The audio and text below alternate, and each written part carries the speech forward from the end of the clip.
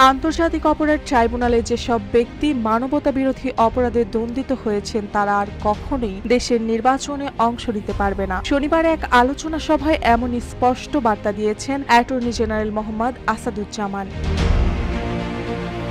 জুলাই আন্দোলনের চেতনা বাস্তবায়নের করণীয় শীর্ষক বিতর্ক অনুষ্ঠানে তিনি বলেন, রাজনীতি ও বিচারককে আলাদা রাখতে হবে। তিনি এও উল্লেখ করেন, অপরাধ প্রমাণিত হলে আওয়ামী লীগের সঙ্গেও জড়িত কেউ আইনের হাত থেকে রেহাই পাবে না। তার ভাষায়, মানবতা বিরোধী অপরাধে দল হিসেবেও আওয়ামী লীগের বিচার সম্ভব।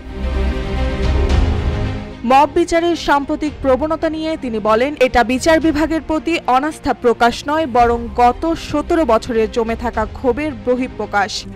RICL TMX, যুগের পর যুগ স্থাপনা থাকে মজবুত। তবে এই ধরনের ক্রোধ কোনোভাবেই সমীচীন নয় বলে মন্তব্য করেন তিনি। আইনকে শেষ ভরসা হিসেবে গ্রহণ করতে জনগণের প্রতি আহ্বান জানান তিনি।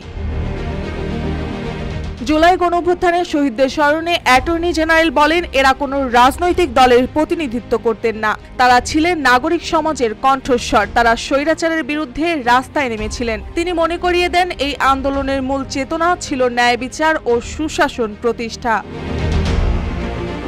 তার মতে, আজকের বাংলাদেশেও সেই চেতনা গুরুত্বপূর্ণ। সুশাসনের লক্ষ্যই আইনের শাসন প্রতিষ্ঠাই হতে হবে জাতির অগ্রাধিকার। জুলাই আন্দোলনের চেতনাই হতে পারে তা অর্জনের পথ নির্দেশনা।